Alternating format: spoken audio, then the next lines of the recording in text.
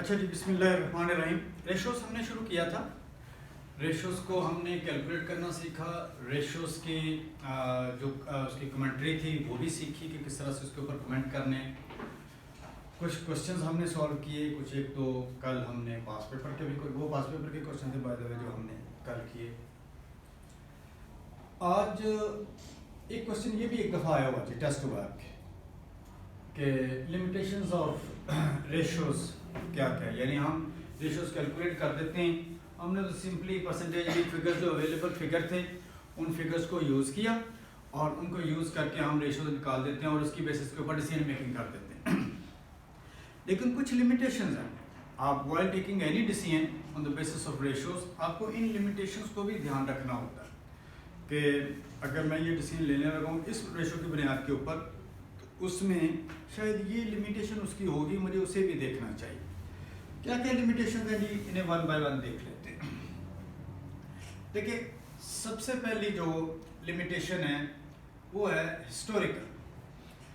वो कहता है ये जो आपके रिजल्ट्स आ रहे होते हैं यहाँ पर, ये जो यहाँ पर कन्फ्लिक्ट है एक्चुअल और हिस्टोरिकल डाटा का। हिस्टोरिकल डाटा ये है कि जो डाटा अवेलेबल है, जो ओरिजिनली अवेलेबल होता है डाटा, जबकि चीज़ें जो यहाँ पर हो रही होती हैं वो एक्चुअल बेसिस के ऊपर हो रही होती हैं। तो कहते हैं चूंकि हिस्टोरिकल डाटा यानी एक्चुअल फिगर्स कुछ और होती हैं, जो हमने लिखी होती हैं वो और होती हैं, और जो एक्चुअली हो रहा होता है वो कुछ और होता है। तो इस वजह से इन दोनों में डिफरेंस होता है, और डिफरेंस होने की वजह से हमारी जो रेशो सामने आती है, फॉर एग्जाम्पल 20% ग्रॉस प्रॉफिट अगर हमें नज़र आ रहा है तो ज़रूरी नहीं है ये 20% ही हो। या अगर हमें एसेट नज़र आ रहे हैं, हमने एसेट लिया था हिस्टोरिकल लिखा था, हिस्टोरिकल कॉस्ट के ऊपर लिया था ओरिजिनली 1 लाख का, लेकिन बाद में रीवैल्यू होकर वो आपको नज़र आ रहा है लेस देन 5 लाख रुपए का। तो इसका मतलब है जो हमने अमाउंट ली हुई है, पे की हुई है वो और है, और जो नज़र आ रही है वो और है। तो इसमें हमारी जो डिसीजन मेकिंग है वो इफेक्ट हो सकती है, यानी ये रेशोज जो होती हैं ये ट्रस्टवर्दी नहीं होती। तो हिस्टोरिकल वर्सेस एक्चुअल डाटा जो है या रिजल्ट्स हैं, ये इनकी सबसे पहली लिमिटेशन होती है। और फिर वो कहते हैं जी अनदर इशू इज जो लिमिटेशन है उसकी हिस्टोरिकल वर्सेस करंट कॉस्ट। देखें, हमारी जो इनकम स्टेटमेंट है ये सारी की सारी करंट कॉस्ट के ऊपर चल रही होती है। इसे हमने करंट कॉस्ट एक्सपेंडिचर जो हुए लिख दिए, सेल जो हुई लिख दी, आपने कॉस्ट ऑफ सेल वैसे कैलकुलेट की। वेयर एज जो बैलेंस शीट में फिगर्स हैं वो सारी की सारी हिस्टोरिकल है, यानी वो जो ओरिजिनली जो हिस्टोरिकल कॉस्ट है उसके ऊपर वो चल रहा होता है। तो कहता है वहाँ पर भी प्रॉब्लम आता है कि हमारे जो बैलेंस शीट और इनकम स्टेटमेंट की फिगर्स ही डिफरेंट, तो उसका जो रिजल्ट होगा वो भी शायद इतना ट्रस्टवर्दी ना हो, और इसलिए हमारी ये भी एक लिमिटेशन गिनी जाती है। ठीक हो गया जी। फिर इन्फ्लेशनरी इफेक्ट। इन्फ्लेशनरी इफेक्ट में ये है कि आपने चीज़ें जो लिखी हुई हैं, लसीम आज आपने एक चीज़ खरीदी है, आज आपने एक चीज़ खरीदी है तो वो आपको मिल गई 1 रुपए की, लेकिन आने वाले दिनों में इसमें इन्फ्लेशन का भी तो फैक्टर है।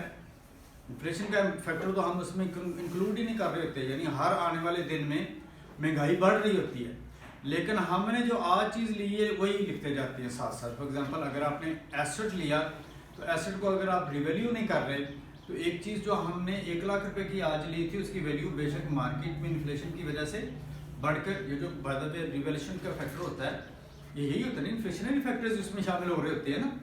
तो इन्फ्लेशन की वजह से मुमकिन है कि उसकी वैल्यू बढ़ी हुई नज़र आ रही है, लेकिन हमने उसको सिर्फ 1 लाख का ही लिखा हुआ, तो हम इन्फ्लेशनरी फैक्टर उसमें शामिल ही नहीं कर रहे। इसी तरह बाकी जो एक्सपेंसेस हैं, हमने कुछ एक्सपेंसेस जनवरी में किए हुए, इलेक्ट्रिसिटी बिल पे किया, वही जब जून में गया तो उसकी वैल्यू एकदम से इन्फ्लेशनरी वैल्यू और होगी, जनवरी में और होगी, नेक्स्ट अक्टूबर नवंबर में और होगी।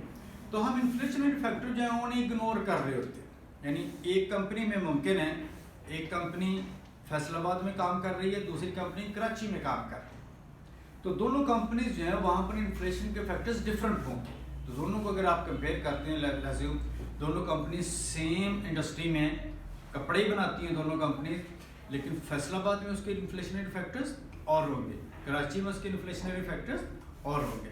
तो ये जो इन्फ्लेशनरी फैक्टर्स हैं, कहते हैं ये चूँकि डिफरेंट हो सकते हैं, इसलिए ये फैक्टर भी इग्नोर्ड होता है, हम इसको शामिल नहीं कर रहे होते हैं, और सिर्फ रियलिस्टिक जो पिक्चर है वही ले रहे होते हैं, जो अवेलेबल फिगर्स हैं उन्हीं लेके हम कैलकुलेट कर देते हैं।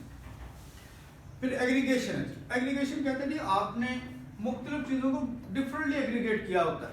फॉर एग्जांपल बाज़ का हम एडमिन एंड डिस्ट्रीब्यूशन एक्सपेंसेस को इकट्ठा करके लिख देते हैं, बाज़ का हम सिर्फ उसको एडमिन में लिखते हैं, बाज़ का एडमिन डिस्ट्रीब्यूशन और इंटरेस्ट टैक्स सबको इकट्ठा करके लिख देते हैं।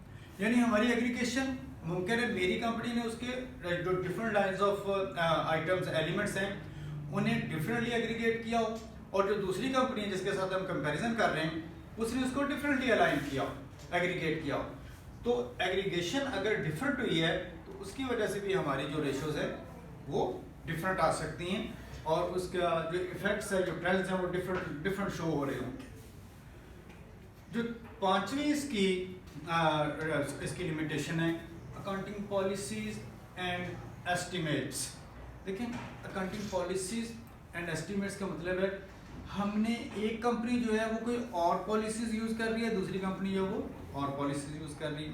एक कंपनी का एस्टिमेट और दूसरी कंपनी का एस्टिमेट, और फॉर एग्जांपल एक कंपनी जो है वो रिवैल्यूएशन मॉडल यूज कर रही है एसेट के लिए और जिसके साथ हम कंपेयर कर रहे हैं वो कॉस्ट मॉडल यूज कर रही है, और एक कंपनी जो है वो स्ट्रेट लाइन पर अपने एसेट को डिप्रिशिएट कर रही है और जो दूसरी कंपनी है उसके एस्टिमेट्स क्या हैं वो रिड्यूसिंग बैलेंस पर उसे एस्टिमेट कर रही है। एक कंपनी जो है वो इन्वेंट्री को वैल्यू करने के लिए उसकी जो पॉलिसी है वो उस पर FIFO पर करती है और जो दूसरी है वो मुमकिन है वेटेड एवरेज पर करती हो। तो दोनों के जो पॉलिसीज और एस्टिमेट्स हैं वो डिफरेंट हो सकते हैं। हम सिर्फ फिगर्स देखे, हमने सिर्फ ये देखा इन्वेंट्री है, हमने सिर्फ ये देखा एसेट है, लेकिन हमने ये नहीं उसमें देखा कि ये एसेट जो हैं ज़ाहिर है स्ट्रेट लाइन पर उसकी कैरिंग वैल्यू डिफरेंट होगी, डेप्रिसिएशन ज़्यादा चार्ज हो जाए, रिड्यूसिंग बैलेंस पर उसकी डेप्रिसिएशन अलग से चार्ज हुई होगी। इसी तरह FIFO में और तरह से इन्वेंट्री नज़र आएगी, एप्को में और तरह से इन्वेंट्री नज़र आएगी। हम सिर्फ जो उसके अपरेंट फिगर्स है उन्हें लेकर रेशो कैलकुलेट कर देते हैं, तो उसमें जो accounting policies different accounting policies और एस्टिमेट्स हैं इनका जो फैक्टर है वो इग्नोर्ड होता है। अच्छा जी, फिर आ गया जी कहाँ गया जी, हाँ बिजनेस कंडीशंस। कहते हैं इसमें रेशोज में कुछ हर बिजनेस की अपनी कंडीशन होती हैं, वो अपनी कंडीशन के मुताबिक फैसले लेता है। मिसाल के तौर पर इसने जैसे एक एग्जांपल दी कि मैं एक बिजनेस हूँ, मेरी पॉलिसी ये है कि मैं अपने रिसीवेबल को ज़्यादा टाइम देता हूँ कि आप मुझे चलो पैसे 60 दिन में दे दें, तो 60 दिन में पैसे देना, ये क्रेडिट टर्म्स देना मेरे लिए नॉर्मल है। लेकिन जिसके साथ मैं कंपेयर कर रहा हूँ वो अपने रिसीवेबल को टाइम देता है सिर्फ 20 दिन का, तो वहाँ पर रिसीवेबल जो डेज होंगे वो थोड़े नज़र आ रहे होंगे कलेक्शन पीरियड, यहाँ पर रिसीवेबल कलेक्शन पीरियड ज़्यादा नज़र आ रहा होगा।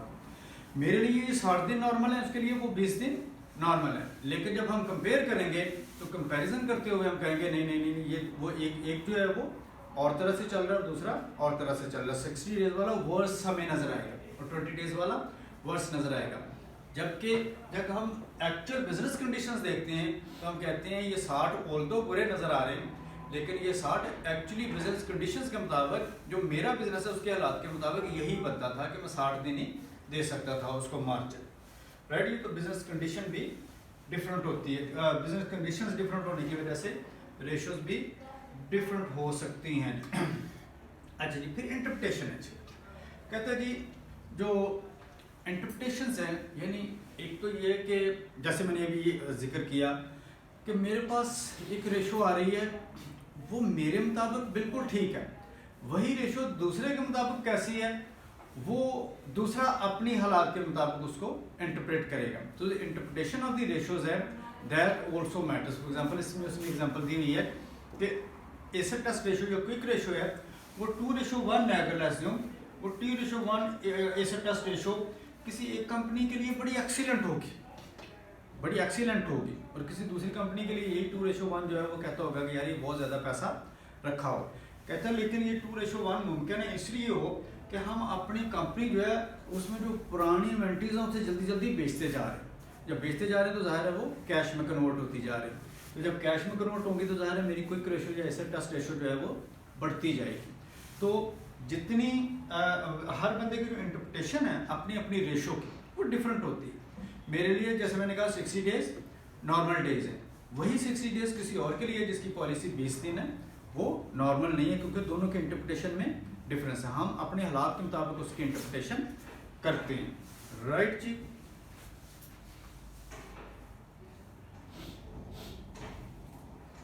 अपनी कंपनी स्ट्रेटजीज होती हैं।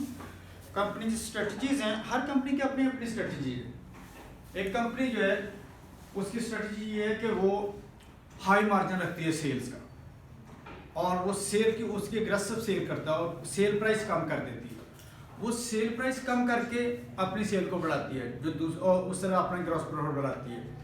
जो दूसरी कंपनी है वो अपनी कॉस्ट के ऊपर फोकस करती है। वो लो कॉस्ट जो पॉलिसी है उसकी है, वो अपनी कॉस्ट को लो रख के तो उसके मुताबिक अपनी एक्सेल करती है। दोनों का मकसद जीपी को बढ़ाना ही।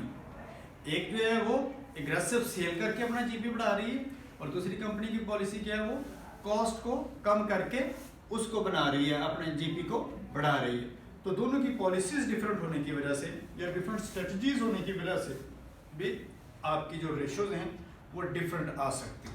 राइट। ये मेरे ख्याल इसकी जो कुछ हैं, अल्लाह आपका भला करे, तो ये लिमिटेशंस थी। इन लिमिटेशंस को ज़रा देख लीजिएगा एक दफ़ा, और विंडो ड्रेसिंग भी देख लें। ये भी एक कॉन्सेप्ट आ सकता है विंडो ड्रेसिंग का। क्या होती है विंडो ड्रेसिंग?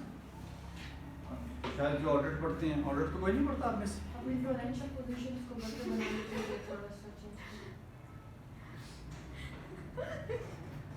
ये पढ़ती हैं?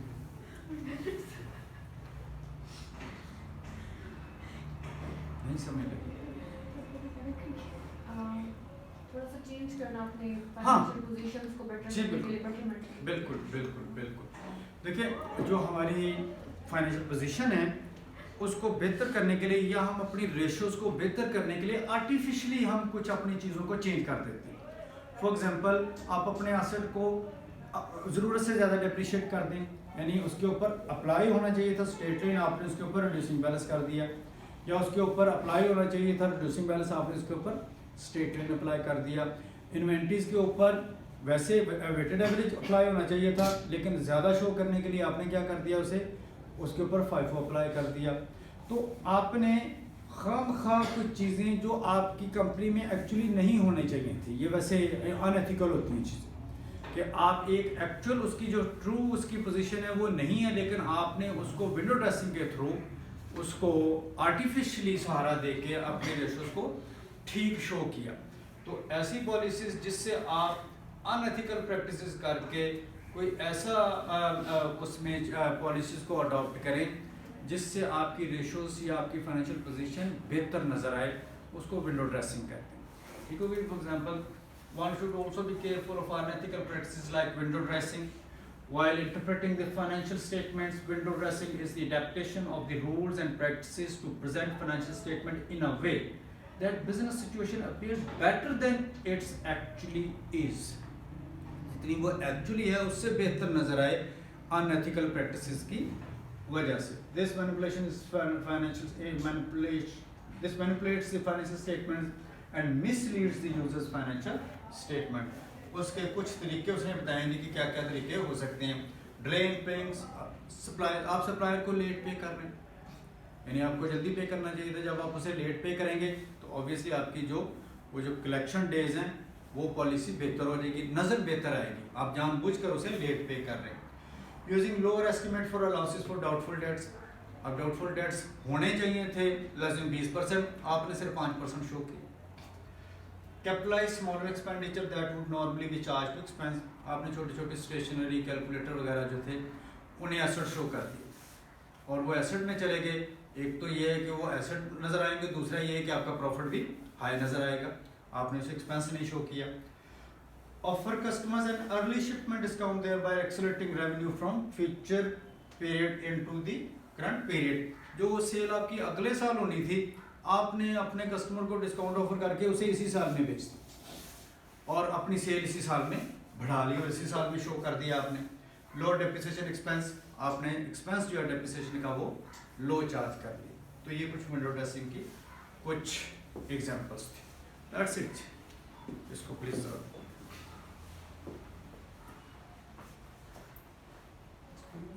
इसे बंद कर दें ताकि